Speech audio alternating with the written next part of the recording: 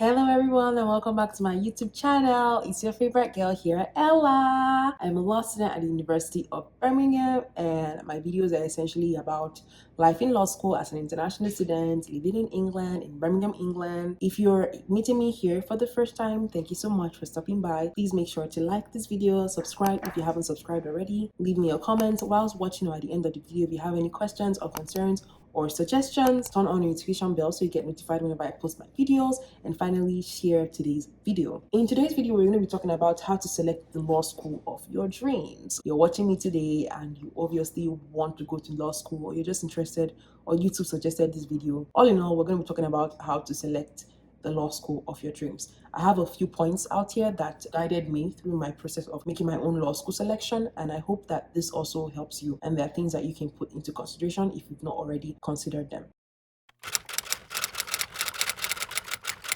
The first tip on how to select the law school of your dreams is to do your research about the school. It's very, very, very important, especially if things like rankings mean a lot to you. If you start your research on time, years in advance, it's good for you to know. So you know what those schools are also looking for in students, and so that you can achieve them. So for example, if you're going to school in North America, you know that you definitely need the LSAT for you to be able to get into law school. So it's something that you can prepare and plan towards. You know, you obviously have to have good grades for the most part for you to be able to go to law schools and to get into good law schools, especially if you're looking for rankings of the schools. So it's generally good for you to do your own research about universities, about what they stand for, and things that are generally important to you as a person and as a potential law student. If you know specific law schools that are good for you hear, oh, you want to work in government someday, and then there are specific law schools that their alumni have been in government, there's a thing about that, then you can pursue your goals towards that direction. If you want to go into corporate law or family law, and there's specific law schools that cater more to those kind of fields, then you know what to look for when you're doing your research. That's the first step, researching your law school and looking into the rankings if those things are what you care about essentially.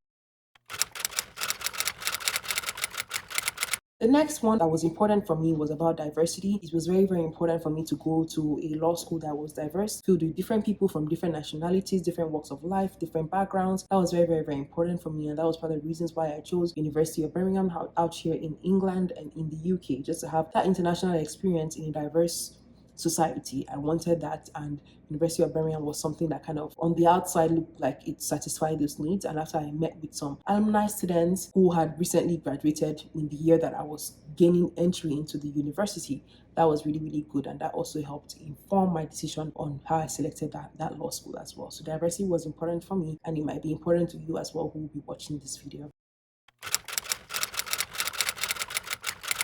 The next one that was important for me was the school's responsiveness. I didn't want to go to a school where I would have something urgent and I can't get a hold of a school staff member that would contact me. That was very, very important for me, especially being an international student. That can drive you nuts if you've sent in a request to the school, any of the school departments, and nobody's responding to you, or you're just getting automated email responses. That would be a huge red flag for me, because if you can't respond to me, who's a potential student, what's the guarantee that you would be there for my needs as a current student? I mean, if you already have my tuition money and everything is there, then there's nothing there's nothing I can do about it. I'm already in the school. But the school's responsiveness was a very, very important key factor for me in making my selection. And before my admission came into University of Birmingham, all my questions were answered. I've already spoken about this in previous videos before, and I hope that you get watched out about my application process. But yeah, the school's responsiveness was really, really good, and that's something that I think would be good for you to take into account as well.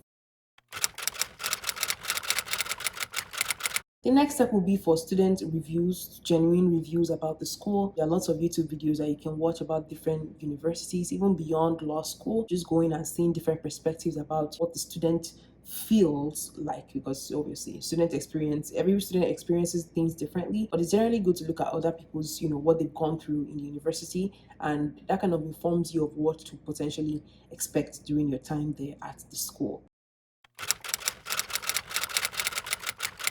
The next point will be about the location, the city of the school, the country. I wanted to, like I said, be in a diverse university, and obviously being a diverse university equalizes you kind of being in a diverse society. So I wanted to be in a place where different people, like I said, from different walks of life and different backgrounds were. And Birmingham is the second largest city in the UK, and it's really, really, really, really, really diverse. It's not just diverse on as a lip service, it's really, really diverse. And I've enjoyed my time in that city. I still enjoy my time in Birmingham, and I'm very, very glad I made that choice. Very, very different from Toronto, but I like it nonetheless for the most part.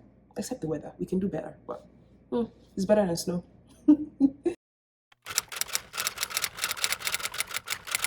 The next one will be for transportation, living conditions, and your cost. Obviously, if you're going to be a student, you're not just going to go to school 2/7. You need to factor in other things into your budget, such as your transportation cost. If you're going to be going by train or by bus, or you're driving, the parking fees, insurance, the car note fees, take all of that into consideration. I took all of that into consideration. Obviously, I'm a commuting student, but I use public transit transport or whatever to make my way to school and to other places that I have to be at. I took all those costs into consideration, especially knowing fully whether I would be moving to another country and spending pounds, which is obviously higher than Canadian dollars. I had to take all those things into account. If you're going to be even in places like London, that is going to be more expensive than Birmingham, but it all depends on your budget anyways.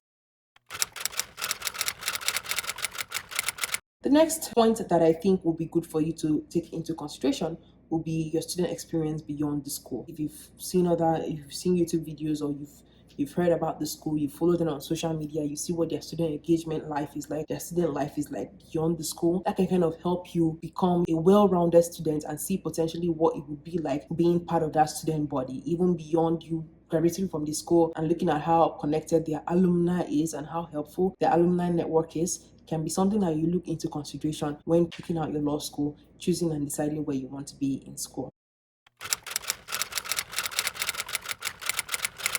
And the final thing will be, in addition to student experience, will be for extracurricular activities that are run by the school, paid for events, things that they do for students that help you with the practical area of the law. So for example, did they run pro bono at your law school? Do they have other extracurricular activities like, client interviewing workshops, or activities for students, negotiation competition, mooting? There are things that you can look into and put into consideration when making that choice of a law school. And I would just add this one final tip. I didn't have it on my notes.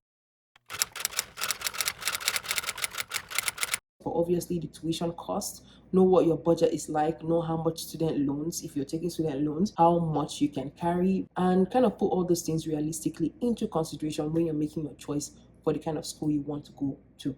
The only other tip I can think of off the top of my head is the load. Law school is going to be hard regardless. It's going to be, it's doable, but it's going to be a lot of work. But there are certain universities that have higher standards than others. So kind of take all of that into consideration, knowing whether you're going to be working and at the same time schooling, whether it's part-time work or full-time work. I don't really think you can really, a very select group of people that can work full-time and go to law school full-time. Those are like superhumans. But you have to take all those things into consideration when you're making this big, huge change and goal financially, emotionally, and all of that when you're going to law school. If you reached the end of this video and you've watched everything, thank you so much. I hope you've enjoyed it, and I hope you've learned one or two things from my experience. If you're trying to make your decision on what law school to go to, whether it be in UK or in North America, I wish you good luck. If you have any questions, you can leave them for me in the comment section. Any suggestions, any concerns, leave them for me in the comment section and I'll be sure to respond to them. Thank you so much for watching today's video. Remember, if you've not done so, to like, share, subscribe, turn on your notification bell so you get notified whenever I post my videos, and I will catch you all in the next one. Thank you. Bye.